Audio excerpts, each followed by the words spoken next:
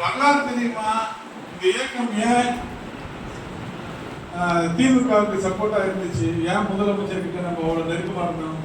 வரலாறு தெரியாதவங்களுக்கு அது புரியாம இருக்கு. நான் புரிய வைக்கணும், அது தெரியாது. நான் தான் முதல்ல சொன்னேன், நிறைய பேர் வந்து செகண்ட் ஹாஃப்ல படம் பார்க்குறாங்க, இந்த கமெண்ட் போடுறோம்னா ஃபர்ஸ்ட் ஹாஃப் படமே தெரியாது. என்னதான் இருந்தாலும் இந்த நேரத்தில் நான் ஷார்ட்டாக முடிக்கிறேன்.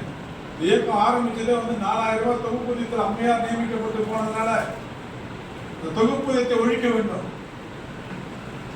அதுவே ஒரு அரசாணை 100 போட்டாங்க. அரசாணை 100 என்ன சொல்லுச்சு, இனி வருங்காலங்களில் ஆசிரியர் நியமனங்கள்ல தொகுப்பூதிய முறை 5 ஆண்டுகளுக்கு இருக்கும். யாரா இருந்தாலும் 5 வருஷம் தொகுப்பூதியத்தில் இருந்துட்டு தான் பர்மனன்ட் ஆக முடியும். அந்த ஆர்டர் வாங்கின முதல் நாங்க இந்த கையில தொகுப்பூதிய முறை, இந்த கையில பங்களிப்பு ஓய்வூதிய திட்டம். அப்ப உதிச்சுதான் இந்த இயக்கம் தொகுப்பூதியத்தை ஒழிக்க வேண்டும் என்றுதான். அப்ப எங்களுக்கு பென்ஷன் பத்தி நம்ம கவலை கிடையாது. 4000 ரூபாயில பகுதி நேர ஆசிரியர்கள் போல நாங்க பரிதவித்து கிடந்த நேரத்தில் இந்த இயக்கத்தை உருவாக்கி திண்டுக்கல், தேனி, மதுரை, கோயம்புத்தூர் போன்ற பகுதிகளெல்லாம் மக்கள் வந்து தலைமை சேவை வர முடியாது. சென்னையில் அருகாமையில் இருக்கக்கூடிய நாம் தான் இந்த முயற்சி எடுக்கணும். ஒட்டுமொத்த 53,000 பேருக்கும் களத்தில் இருந்தா இந்த இயக்கம். அம்மையார் அவர்களை பார்த்து பார்த்து பார்த்து அவங்களை பார்க்கவே முடியாதுன்ற வாய்ப்பு ஏற்பட்டதுனால, அந்த ஆட்சியில் எவ்வளவு கேட்க முடியாதுன்றதுனால கடைசியா எதிர்கட்சி தலைவராக இருந்த முத்தமிழறிஞர் டாக்டர் கலைஞர் அவர்களை நேர்ல எவ்வளவு பேர் பயமுறுத்தின. அம்மையார் ஆட்சி எப்படி இருக்கும் பாருங்க, டெஸ்மா காலம். அந்த பயம் அச்சத்தை எல்லாம் தூக்கி எறிந்து விட்டு 11 பேர் தற்கொலை படை போல, பரவாயில்ல எங்க வேலை போனாலும் பரவாயில்ல, ஒரு வேலை வந்து என்ன இருக்கும்.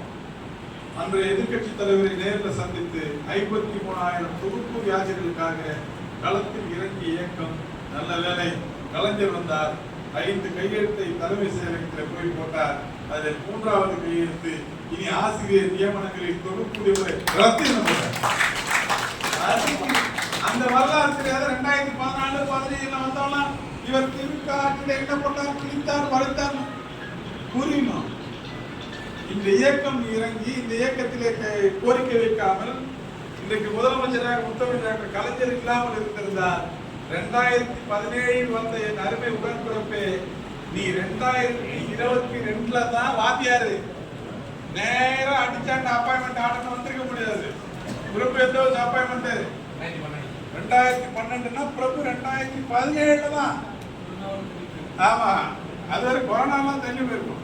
2017 வரை ஒரு 4000 8,000 இருக்கு. அந்த 8,000 கூப்பிடணுமா? எங்களுக்கெல்லாம் பேரு 4000 அந்த வழியில வந்தவங்க இது ஊதியத்தை 1 லட்சம் ரூபாய் வாங்கலாம். கலைஞர் போட்ட கையெழுத்து ஒண்ணு இல்ல.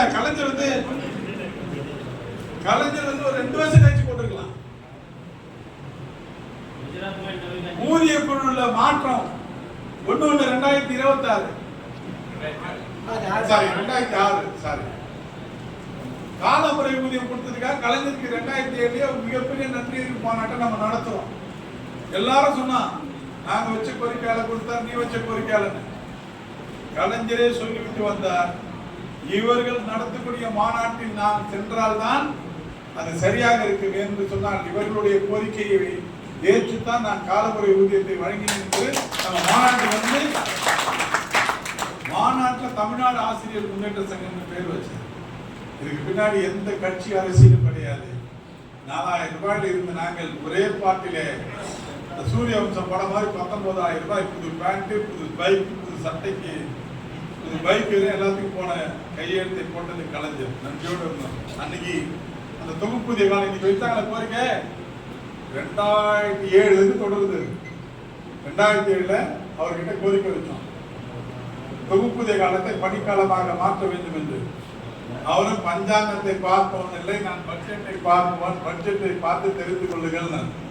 நாங்களும் இதுவரையும் பட்ஜெட்டை பார்த்து அநேகமா இந்த பட்ஜெட்லயாவது வருமானம் பார்த்துட்டு இருக்கோம். அவர் மேல எதுவும் குறை சொல்ல முடியாது. அவரோட பார்த்து கொடுத்துட்டு போயிட்டார். நான் ஆட்சி பொறுப்பேற்றது கொடுக்குறேன். அப்புறம் பே கமிஷன் வருது. 2013-14 2வது பார்க்கிற சோசியல் மீடியால வந்து அப்படியே பெரிய புலி மாதிரி பேசுற அந்த புலிகளுக்கு ஒன்று சொல்றேன். 1/1/2006 வச்சு கட் ஆஃப் டேட்டை வச்சு ஊதியக்குழு மாற்றம் வரும்போது எங்களை விரட்டி அடிச்சேன் 53,000 ரூபாய். அதுல எவ்வளவு பேர் இருக்காங்கன்னு தெரியாது. தலைமை செயலகத்தில் போய் நாங்கெல்லாம் கதறுவோம். ஒரே ஒரு IAS ஆபீசர் விடாம எல்லாரும் கொஞ்சமா அந்த அறிவு இருக்காயா, நீ 1/6/2006 காலமுறை ஊதியம் உனக்கு கட் ஆஃப் டேட் 1/1/2006 எப்படியா கிடைக்கும்? இன்னைக்கு பாருங்க, ஒரு ஜட்ஜ்மெண்ட்ல கூட கட் ஆஃப் டேட் இருக்கு. ஒரு CPS திட்ட அறிவிக்கிறதுல ஒரு கட் ஆஃப் டேட் இருக்கு. எல்லாத்துக்கும் ஒரு கட் ஆஃப் டேட் வச்சுட்டா இப்ப டேப்ஸ் அறிவிக்கிறதுல கூட ஒரு கட் ஆஃப் டேட் 1/1/2020. நான் 31/12 சொல்ல முடியுமா? யாராச்சும் ஒரு நாள் தான் எனக்கு தலைவா ரிலாக்ஸேஷன் சொல்ல முடியுமா? அப்படி அந்த கட் ஆஃப் டேட்டை வைக்கும் போது எப்படியா அவனுக்கு பொருந்தோம்னா தமிழ்நாட்டில் இருக்கிற அத்தனை அலுவலர்களும் பெரிய பெரிய தலைவர்கள்லாம் நாங்கள் அப்புறம் நாங்கள் குட்டி தலைவர்கள், சின்ன தலைவர்கள், அப்ப தலைவர்கள்லாம் சிரிச்சாங்க. எப்படி அவங்களுக்கு பொருந்தும்? ஒவ்வொருத்தருக்கும் 4,000 ரூபாய் 3,000 ரூபாய் செகண்ட் கிரேடுக்கலாம், 4,500 ரூபாய் பிஜிக்கலாம். அப்ப இன்னைக்கு அது 20,000 ரூபாய் மாசம் 20,000 ரூபாய் ஓடணும். தஞ்சாவூர்ல தான் அதுக்கு தீர்மானத்தை போட்டு சீனிவாசன் சார் இருக்காரு, தஞ்சாவூர்ல தான். அங்கேருந்து ஒரு தீர்மானத்தை போட்டு அப்பதான் ஆன்லைன்ல ஏதோ ஓபன் பண்ணாங்க. அதை முடிச்சுட்டு வந்தோம். வந்து 15 நாள் மறைந்த முன்னாள் செயலாளர் அருமை தெய்வத்தில் ரமேஷ் அவர்கள், நான் இந்த 15 நாள் மறுத்து விடுப்புல இந்த 1.86 வாங்காத வரக்கூடாது. ஓடி 15வது நாள் முன்னாள் முதல்வர் முத்துவேல் கருணாநிதி ஸ்டாலின் அவர்கள் துணை முதல்வராக இருந்தபோது அவர் காலில் விழுந்தோம். வாட்டி கலைஞர்கிட்ட காலில் விழுந்த காலமுறை ஊதியத்துக்காக 2வது வார வெளியில நான் யார் காலில் விழுறாலாம் கிடையாது. ஒட்டுமொத்த ஆசிரியர் அரசு வீட்டுக்காக நான் முடியாது, என்னோட தொகுப்பூதிய காலத்தை கொடுங்க, நீங்க 1.86 தர தேவையில்ல. மாநாட்டில் கோரிக்கை வச்சோம். இந்த 2004 இருக்கு நான் பேட்ச், நீ புதிய பே கமிஷன் எனக்கு வந்துடும், அதை மட்டும் சேர்த்து விடுங்க. அங்க எழுந்து போன் அடிச்சாரு ஞான தேசிகன், பைனான்ஸ் செக்ரட்டரி அடிச்சாரு, தியாகராஜன் ஒருவர் கூட வருவாங்க பேசுங்க. பேசினார். வரலாற்றில் இதுவரை இல்லாத, இனிமேலும் இல்லாத, இருக்க போதில்லை அது ஒரு பெரிய ரிலாக்ஸேஷன். அதாவது 31/5/2009 பே கமிஷன் இம்ப்ளிமெண்ட் பண்ற தேதி வரை அப்ப திமுகவுக்கு எதுக்கு ஒரு முட்டு கொடுக்குறாரு? முரட்டுத்தனமா பதிவு போடுறவனுக்கு புரியக்கணுமா இல்லையா? அப்ப நான் வாங்குற ஒவ்வொரு 20,000 ரூபாய் யார் கொடுத்தது? இல்லாத ஒன்றை ரூல்ஸ் பிரகாரம் கிடையாது. எனக்கு வாங்குறவங்களுக்கு தெரியும். அதுல பாதி பேர் மறந்து போயிட்டான். அவனை நான் எந்த கேட்டகரியில சேர்க்கறதுன்னு எனக்கு தெரியல. நான் அப்படி மறக்க முடியாது. ஏன்னா நான் நேரடியா போய் களத்துல உங்களுக்காக முதல்ல அவங்க பக்கத்துல நின்று கேட்டு மன்றாடி வாங்குவேன். அந்த நன்றி கட்ட செயல் நான் செய்வேன். கலைஞரை சந்திக்கும் போது கூட நானே சொன்னேன், இங்க இருக்கிறவங்க சொன்னாங்க, ஏய் யாரும் போய் காலெல்லாம் விடக்கூடாது, முதல்ல சந்திக்கணும். பெரிய கலைஞர் பெரிய வெறியெல்லாம் கிடையாது, கலைஞர் தீவிர எதிர்ப்பாளர். அப்ப போறேன், யாரும் காலில் விடக்கூடாது, துணை முதலமைச்சர் தான் கூப்பிடுறாரு, கம்பீரமா போறோம், ஒரு ஆதரவு எடுத்துட்டு கொடுக்குற வெளியே வரணும். நான் உள்ள போனோடனே முதல் காலில் வந்தாலும் நான் தான், என் மேலதான் எல்லாரும், அதெல்லாம் என் மேலதான் வந்தாங்க. ஃபர்ஸ்ட் கலைஞர் பாருங்க, அன்னைக்கு விழுந்தேன். இன்னைக்கு நான் ஒரு என் வீட்டில் ஒரு சாமி கூப்பிட்டாங்கன்னா கற்பூரம் ஏற்றினாங்கன்னா கலைஞர் படத்துக்கு ஒரு கற்பூரத்தை காட்டக்கூடிய அளவுக்கு கடவுளாக எங்கள் வீட்டிலே கலைஞர் வாங்கியிருக்காங்க. நான் ஒரு 1,20,000 ரூபாய் வாங்கினேன், வெயிட் வாங்குறாங்கன்னா இன்னைக்கு கலைஞர் இல்லை என்று சொன்னால் அது இல்லை. நான் எப்படி மறக்க முடியும்? இது அரசியல் அல்ல, ஏதோ மாவட்ட செயலாளர் பையன் இல்லை, முரட்டுத்தனமா பதிவு போடணும் சொல்றேன். இது ஒரு நன்றி விசுவாசம். அதுக்கப்புறம் 1.86 தாண்டி அழகு அழகு கட்டம் கொடுத்தாங்க, மிடில் ஸ்கூல் ஹெச்எம் கட்டம் கொடுத்தாங்க, பல கோரிக்கைகள் அப்ப நிறைவேற்றினாங்க. அதுக்கப்புறம் அம்மையார் அவர்கள் வந்தாங்க, எம்பி அம்மையார் அவர்கள் வந்தாங்க. இதே மாதிரிதான் செயற்குழு பொதுக்குழு ஆட்சி மாற்றத்துக்கு அப்புறம் திருச்சியில ஒரு கூட்டத்தை போட்டோம். திருச்சி கூட்டத்தில் நான் பேசினேன். அவங்க காலமுறை ஊதியம் கொடுத்துட்டாங்க. எங்களுக்கு கண் முன்னாடி இருக்கிற ஒரே ஒரு கோரிக்கை, மீண்டும் பழைய ஓய்வூதிய திட்டம்.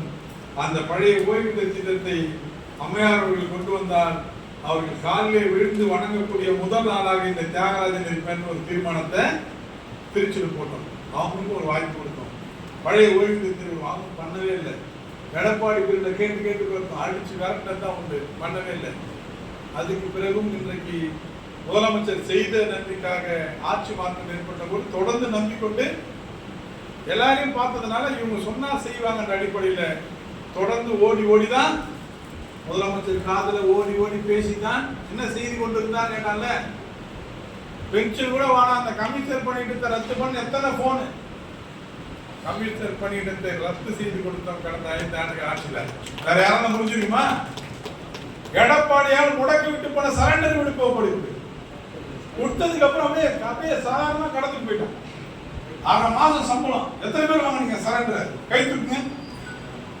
4000 கோடி என்ன பண்ணாரு? முதலமைச்சர் கிட்ட போன முதலமைச்சர் கிட்ட காதிலே போய் 5 ஆண்டு பக்கத்துல போய் சரண்டர் விடுப்பு ஒப்படைப்பை வழங்க வேண்டும் 10 லட்சம் அரசுடைய ஆசிரியருக்கு நாங்க கேட்டுதான் நம்ம சும்மா பார்த்து நம்ம போன பீரியட்ல கேட்டுதான் சரண்டரை போராட்டம் ஜாக்டோஜி அவர்களுடைய போராட்டங்களை முன்னெடுத்து போராட்டத்தை ஒட்டிய பேச்சுவார்த்தையில பல நாள் போராடினா 10 நாள் போராடினா ஒரு கோரிக்கை நிறைவேறும். அதான் வரலாறு. அதுல சிறை நிற்கணும், தடியடி நடக்கும், ஓடணும். மலராஜன் சார் பேசுவார் அடிக்கடி. இவ்வளவு பிரச்சனை அனுபவிச்சதான் ஒரு கோரிக்கை நிறைவேறும். எந்த சேதாரமும் இல்லாம எதுவுமே அல்லது அப்படியே மிரட்டியே சரண்டர் விடுப்பு ஒப்படைப்பை பெற்று தந்ததில் மிகப்பெரிய பங்கை தமிழ்நாடு ஆசிரியர் தெரியுமா? முரட்டுத்தனமா பைத்தியகாரத்தனமா மெசேஜ் போடுறது தெரியுமா? எல்லாத்துக்கும் மேல பழைய ஓய்வூதிய திட்டத்தை சொல்லிதான் நாங்கள் ஆட்சிக்கு வந்தோம். ஆனால் எங்களால் அந்த ஓய்வூதிய திட்டத்தை கொடுக்க முடியாத நிலையில் இப்பொழுது இருக்கிறோம். அவர்கள் கோரிக்கையில் கொடுத்ததுதான் கொரோனாவுக்கு முன். நம்ம கூட போராட்ட காலத்துக்கு வந்ததுதான் கொரோனாவுக்கு முன். ஆட்சி பொறுக்கும்போது கொரோனாவோட அந்த இடர்பாடான நேரம். இதெல்லாம் பண்ண முடியாதுன்னு சொல்லி நீங்க பழைய ஓய்வூதியத்தை தரேன்னு சொல்லிருக்கீங்க. அவர் கவனத்துக்கு கொண்டு போன கூட அவருக்கு ஒண்ணுமே முடியாம அதிகாரிகள் முடியவே முடியாதுன்னு சொன்னதை ஏதாச்சும் நீங்க செய்யணும் அப்படின்னு அவர் வலியுறுத்தி இன்னைக்கு ஓல்டு பென்ஷனை தாண்டி இந்தியாவிலே ஒரு ஸ்கீம் பெட்டர் ஸ்கீம் இருக்குன்னா உடனே ஓல்டு பென்ஷன் தானே அவங்க கேட்டாங்க. அந்த கதைக்கெல்லாம் போவாதீங்க. நான் பென்ஷன் இல்லாதவன், நான் சிபிஎஸ்ல பணியாற்றுவேன், உங்களுடைய பெயினை நல்லா தெரிஞ்சவன். அன்னைக்கு டாப்ஸ் வாங்காத இருந்தா இனி நிலைமையில டாப்ஸை விட கேவலமா தான் ஒரு பென்ஷனை நம்ம வாங்கியிருப்போம். டாப்ஸை போராடி வாங்கி ஒரு உறுதியளிக்கப்பட்ட ஓய்வூதியத்தை உறுதிப்படுத்தியிருக்கிறோம். தொடர்ந்து அடுத்த இலக்கு பழைய ஓய்வூதியத்துக்கு ஓடுவோம். திமுக இருந்தாலும் அப்படித்தான் ஓடி இருப்போம், அங்க நின்று இருக்க மாட்டோம், ஓடுவோம். அதுவரை ஒரு சேஃப்டிக்காக அதை வாங்கி தந்து ஓடி வாங்கி தந்து தமிழ்நாடு ஆசிரியர் முன்னேற்ற சங்கம் ஓட்டுத்தனமா ஏதோ திமுகவுக்கு ஜாலரா ஆட்சின்னு சொல்றவனுக்கு இதெல்லாம் சொல்றேன். கமிஷனரை ஒழிச்சது, சரண்டரை கொடுத்தது, அகவிலைப்படி 6 மாதம் தள்ளி கொடுத்தது, ஓடி போய் காதல சொல்லிதான் கரண்ட்ல ஆக்கி அகவிலைப்படி கரெக்டா ஒன்றிய அரசு கொடுக்குற தேதியில வழங்க வச்சு எந்த நேரத்திலும் அது ஆளுங்கட்சியாக இருந்தாலும் எதிர்கட்சியாக இருந்தாலும் ஓடிக்கொண்டிருக்கிற இயக்கங்கள்ல முதன்மையாக ஓடிக்கொண்டிருக்கிற இயக்கம் தமிழ்நாடு ஆசிரியர் முன்னேற்ற சங்கம். வேறு எவனும் எங்களுக்கு பாடம் எடுப்பதற்கு அருகதையற்றவர்கள், எங்களை விமர்சிப்பதற்கு அருகதையற்றவர்கள். நாங்கள் என்றைக்கும் செய்தால் பாராட்டுவோம், செய்யவில்லை என்று சொன்னால் துணிந்து களத்திலே போராடுவோம், செய்தவர்களுக்கு நன்றியாக இருப்போம். அந்த அடிப்படையில் தான் நம்முடைய இயக்க பயணம் தொடர்ந்து வந்து கொண்டிருக்கிறது. வரலாறு தெரியாதவர்களுக்கு வரலாறு தெரியவீங்கள். ஏதோ 5 வருஷம் இப்ப கோரிக்கை வச்சா கூட அவர் போன திமுக ஆட்சியில என்ன பண்ணாரு கேட்பான். திமுக ஆட்சியில நீ பேசவே இல்லை. அறிவிச்ச டிஆர்பி நோட்டிபிகேஷன் 1/2 மணி நேரத்துல மாத்தி கொடுத்த இயக்கம் தமிழ்நாடு ஆசிரியர் முன்னேற்ற சங்கம். சும்மா உட்காந்துமா முதலமைச்சர் கவனத்துக்கு கொண்டு பள்ளிக்கல்வித்துறை அமைச்சர் கவனத்துக்கு கொண்டு போயிட்டு நோட்டிபிகேஷன் வித்ராவல் முதல் முறையா வரலாற்றுல டிஆர்பில முதல் முறை வரலாற்றுல வந்த நோட்டிபிகேஷனுக்கு அப்புறமா எடுத்த முடிவோட அடிப்படையில் ரிசல்ட் வெளியானது. இதுக்கெல்லாம் யாரு காரணம்? சும்மா உட்காந்த மத்தியம் கோயில கோரிக்கை பத்தி பேசாதமா எல்லாத்துக்கும் மேல ரிசல்ட் வந்த உடனே முதலமைச்சர் கவர்னர் ஜெர்மனில இருந்தாரு. அவர் கவனத்துக்கு கொண்டு போய் அடுத்த நாள் அசோசியேஷன் மீட்டிங் ஏற்பாடு பண்ணி இந்த மார்க்குக்கெல்லாம் பேசி கொண்டு வந்து அடுத்த கட்டத்துக்கு விட்டுருக்கிறோம். அந்த அடுத்த கட்டத்துக்கு 60 மார்க் 75 மார்க் வந்ததுனால தான் இன்னைக்கு வந்து வெயிட்டேஜை பத்தி பேசுறோம். இப்போ இவ்வளோ வேலை பண்ணியிருக்கோம். எல்லா வேலையும் நம்ம எளிமையா பண்ணி கொடுத்ததுனால இந்த சம வேலைக்கு சம ஊதியம் ஒரு போராட்டினாங்க. பாவம், அவங்க பொறுப்பு தலைவர்களுக்கு தெரியும். அதே மாதிரி பகுதி நேர ஆசிரியர்களோட தலைவர்களுக்கு தெரியும். 128 தலைவர்களுக்கு தெரியும் எந்த அளவுக்கு இந்த இயக்கம் அவர்களுக்கு பின்னாடி நின்னது. ஒரு 1000 ரூபாயாவது அவங்களுக்கு கொடுக்கணும் என்று எந்த அளவுக்கு வலியுறுத்தியது தலைவருக்கெல்லாம் தெரியும். தெரியாதவன் ஏதோ ஒரு கார்டு போட்டான், பகுதி நேரத்தை பர்மனன்ட் பண்ண வேணாம் ஒரு தலைவர் தடுத்தார், சம வேலைக்கு சம ஊதியம் கொடுக்க ஒரு தலைவர் தடுத்தார், பென்ஷன் தருவேன் என்பதை வேண்டாம் என்றான், டாக்ஸ் கொடுங்கள் என்றார். ஏன் பைத்தியகார செய்வானா? அதெல்லாம் நம்ம சொல்லி தான் செய்ய முடியுமா? அப்படின்னு ஒரு கார்டு வந்துச்சு எலெக்ஷன் முடியல பாத்தீங்களா? அவர்கள் மேல் அவர் வெறுப்பாக உள்ளார். அதனால தான் அன்னைக்கே போய் பார்த்தேன். அன்போடு அரவணைச்சு பாசத்தோடு கட்டி அணைச்சார் அன்னைக்கு முன்னாள் முதலமைச்சர். இந்த வெறுப்பு இருக்கலாம் அவருக்கு அதுல இல்லைன்றது ஏற்கனவே தெரியும்.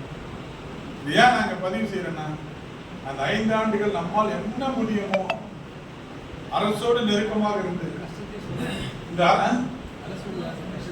அரசு ஆசிரியர்களை பொறுத்தவரை அவங்க ஒரு ஸ்டைலுக்கே போயிட்டாங்க. அரசு ஆசிரியர் வாக்கு தாண்டி பப்ளிக் ஓட்டு வந்துடும், 1000 ரூபாய் ஓட்டு வந்துடும், நான் முதல்வன் ஓட்டு வந்துடும், தமிழ் முதல்வன் ஓட்டு வந்துடும், இளைஞர்கள் ஓட்டு வந்துடும் அப்படின்னு ஒரு டைவர்ஷனை ஒரு குறிப்பிட்ட அதிகாரிகள் கொடுக்கும்போது அதை தாண்டி உங்கள் பின்னால் நன்றியோடு இருக்கிறார்கள் இத்தனை கூட்டம் என்று எவ்வளவு சிரமப்பட்டு வலியுறுத்தி தான் இத்தனை நாள் இந்த கோரிக்கையை நம்ம இருக்கிறோம். உண்மையிலேயே இப்ப புரிஞ்சிருக்கோம். 4000 கோடி ரூபாய் ஆண்டுக்கு சரண்டர். அப்ப படிக்கும் போது கூட நம்மால் என்ன கமெண்ட் அடிச்சான் டாப்ஸுக்கு பதிவு போட்டாலும் இப்ப போடுறான். அன்னைக்கு பதிவு போட்டு டாப்ஸ் எடுத்து பதிவு போட்டு நக்கல் நையாண்டி பண்ணுவேன். நான் ஃபேஸ்புக்கில் பார்க்குறேன். 1/1/2026 முன்னாடி ரிட்டையர்ட் ஆனவங்களுக்கு கருணை தொகை எங்கே? டாப்ஸி கமெண்ட் அடிச்சவங்க ஃபேஸ்புக்கில் என்ன வருது? கருணை தொகை எங்கே? இப்போ அறிஞ்சிட்டு வராரா? டாப்ஸ் சொன்ன என்ன பண்ணா எல்லாரும் எவ்வளவு கஷ்டப்பட்டு டாப்ஸ்ல முதல்ல நமக்குள்ள நம்ம பென்ஷன் இல்லாதவங்க எல்லாரும் நமக்குள்ள தெரியும். நம்ம கருத்துக்கள் என்ன வருது தலைவா? 50% இல்லைன்னா கூட பரவாயில்ல, ஒரு 30% கூட முடிச்சுங்க. பேசணுமா இல்லையா? எத்தனை கூட்டத்தில் பேசணும்? தமிழ்நாடு ஃபுல்லா ஒரு உறுதி 30% இருக்கு. 30 40 ஆக்கணும், 40 போராடி 50 ஆக்கணும். கிராஜுவிட்டி ஓல்டு பென்ஷன் இருக்கிற மாதிரி கிராஜுவிட்டி கொண்டாடணும். அப்புறம் பாதி பேர் நான் 62 வயசுல செத்துருவேன், எனக்கு நோயெல்லாம் உலகத்துல இருக்கிற நோயெல்லாம் இருக்கு, நான் 62 வயசுக்கு மேல நான் செத்துருவேன், என் பென்ஷன் 40 லட்சத்துக்கு கொடுக்குண்ணா. சரி, அவனையா நம்ம ஃபீல் பண்ணோம். ஓடி தான் பண்ணோம். கிராஜுவிட்டியே சரி கம்பெடிஷன் வாங்கணும். கம்பெடிஷன் வாங்கினதுக்கு அப்புறம் போனோம்ப்பா. எனக்கு 4 கோடி வருது, 5 கோடி வருது, 6 கோடி வருது. அதுக்கப்புறம் ஒரு நாள் 2 நாள் நம்ம மரியாதைக்குரிய பிரதீப் தயாள் IAS இருக்காரு, திருச்சியில போய் கேட்டு பாருங்க. அவர்கிட்ட போய் மன்றாடி பேடி சார் கிட்ட கேட்டு முன்னாள் அமைச்சர்கிட்ட கேட்டு ஃபைட் பண்ணி சரி ரொம்ப புலமா எனக்கே ஒரு டவுட் ஆயிடுச்சு. ரொம்ப புலம்புங்க, ஒரு 5 கோடி தான் கிடைக்குமா, நம்ம தான் தெரியாத வாங்கிடுமா அப்படிங்கிறதுக்காக ஒரு ஆப்ஷனை கொடு. அந்த ஆப்ஷன் கூட என்ன கொடுத்தோம்? ரிட்டையர்ட் ஆகும்போது நீ பாத்துக்கோ, இப்ப இல்ல, ரிட்டையர்ட் ஆகும்போது எது நல்லதோ அதை வாங்கி போனோம். இவ்வளவு திட்டங்களை சொல்லி ஒரு டாக்ஸ் அறிவிச்சா என் காசுல இருந்து எனக்கே கொடுக்குற பென்ஷன் என்னன்னு கேட்டான். எவ்வளவு விமர்சனம் பண்ணான். இன்னைக்கு ஒரு வெள்ளை அறிக்கை படிக்கிறாங்க, வெள்ளை அறிக்கை நிதியமைச்சர் படிக்கிறாரு. அதை படிக்கும்போது எல்லாரும் பாத்தீங்க, வெள்ளை அறிக்கைன்னு கரெக்டா டிவி போட்டு பார்த்துருப்பீங்க. நீங்க சாதாரண ஆள் கிடையாது. பாத்தீங்களா வெள்ளை அறிக்கைய? அதுல அழகா சொன்னாங்க, டாக்ஸை அமல்படுத்துவதால் ஆண்டுக்கு 5000 கோடி கூடுதலாக இந்த அரசுக்கு செலவாகிறது. அந்த திமுக சொல்லும்போது அங்க வந்தா தக்காளி சட்னின்னா இங்க வந்தா ரத்தம் தான். நம்ம அங்க சொல்லும்போது என் பணத்திலே என் பிரச்சனை 6000 கோடி CPS கவர் பண்ணாங்க. கேப்ஸ் வந்ததுக்கு 6000 பிளஸ் 5000 11,000 கோடி ஒதுக்குனாங்க. நாங்களும் ஒரு தப்பு பண்ணேன். 4000 கோடி சரண்டர் அவசரம் போட்டு வாங்கிட்டேன். இந்த சரண்டர் வாங்காம இந்த 4000 கோடி அதை சேர்த்து நம்ம 5% மாறி இருக்கும். சரி, நமக்கு மட்டும் வாங்கிட்டா 6 லட்சம் பேர் தான் பயனடைவாங்க, சரண்டர்னா 10 லட்சம் பேர் பயனடைவாங்க அப்படின்னு போராடி 4000 கோடியை போராடி வாங்கணும். இதுல உட்காந்து சோசியல் மீடியால பதிவு பண்ணணும் தெரியுமா? சாதாரண எல்லாம் மேலே இருக்கிறவங்க பார்த்தோம் சாதாரண வந்துச்சு நினைக்கிறான். அந்த சரண்டருக்கு எத்தனை வாட்டி போய் கதறன்றது அவனுக்கு சோசியல் மீடியா ட்ரை பண்ணுறது நம்ம விரல உடைக்கிறது போல இருக்கு. அவ்வளோ கோவம் இருக்கு. எத்தனை நாள்ல கதறி இருப்போம், எத்தனை நாள் முதலமைச்சரை பார்த்துருப்போம். நீ வாங்கிக்கிற சரண்டர்ல எத்தனை நாள் அவர்கிட்ட நாங்கள் போய் சரண்டர் ஆகி மன்றாடி கேட்டுருக்கோம் தெரியுமா? இன்னைக்கு அவர் நிதியமைச்சர் பேசும்போது பார்க்கலாம் 5000 கோடி கூடுதல் செலவு மாசத்துக்கு 10% அது உயருது. உயரும்போது தெரியுதா? அதான் நம்ம 2 பேர் இப்ப நானும் வேலாயுதமும் யாரும் தவறா நினைக்கோனா வாதாரி இப்படி பேசுறாங்க ஏதாச்சும் ஒரு எக்ஸாம்பிள் சொல்லணும். ஒரு மங்காத்தா ஆடுறோம்னு வச்சுங்க, ஒரு விளையாடுறோம், பெட் மேட்ச் விளையாடுறோம், ஏதோ ஒரு கேம் ஆடுறோம். ஒரு 1000 ரூபாய் தருவாரு, நான் ஒரு 1000 ரூபாய் தருவாரு. 1 மணி நேரம் கழிச்சு மேட்ச் முடிஞ்சிச்சு. நான் 1000 ரூபாய் எனக்கு லாஸ்ன்னு சொன்னா அந்த 1000 ரூபாய் யார்கிட்ட இருக்கும்? வேலாயுதத்துக்கு தானே இருக்கும். 2 பேர் தான் ஆடுறோம், வேற என்ன போகுமா? அப்ப 5000 கோடி அரசுக்கு செலவாகுதுன்னா அந்த 5000 கோடி யார்கிட்ட வந்திருக்கும்? ஊழியர்கிட்ட தானே வந்திருக்கும், பென்ஷன் வாங்கிட்ட தானே வந்திருக்கும். ஒருவேளை எங்க காசை எடுத்து எங்களுக்கே கொடுக்குறான்னு பரப்புறாங்க. அது மாதிரி இருந்தா நிச்சயமா நிதியமைச்சர் மருகேசன் என்ன படிச்சிருப்பாரு? டாக்ஸ் அமல்படுத்ததால் ஆண்டுக்கு 2000 கோடி ரூபாய் அரசுக்கு வருமானம் படிச்சிருப்பாரு. அந்த 5000 கோடியை 6 லட்சம் பேருக்கு ஓடி ஓடி வாங்கி கொடுத்ததுல தமிழ்நாடு ஆசிரியர் இவர் என்ன பண்ணாரு? கீழ்ச்சாரு 100 கிலோமீட்டர் வர வண்டியை 95 கிலோமீட்டர் தள்ளியாந்து விட்டுட்டோம். இன்னும் 5 கிலோமீட்டர் தான் இருக்கு ஓல்டு பென்ஷனுக்கு. வந்திருக்கிற முதலமைச்சர் ரொம்ப எளிமை. டாப்ஸுக்கு தான் டாப்ஸ்ல இருந்து ஓல்டு பென்ஷன் போட்டு ரொம்ப எளிமை. அந்த வேலையை பார்த்துட்டு இருக்கோம். ஏதோ திமுக பிரிவுல எல்லாத்தையும் நம்ம வந்து வாழ்கன்னு சொல்லி நம்ம அன்றைக்கும் கோரிக்கைகளை நாம் தான் பெற்றோம். டாக்டர் போராட்டங்கள் வாயிலாக முதலிடத்துல போராட்ட காலத்துல நம்ம தான் இருந்தோம். அப்படிதான் தொடர்ந்து இருப்போம்.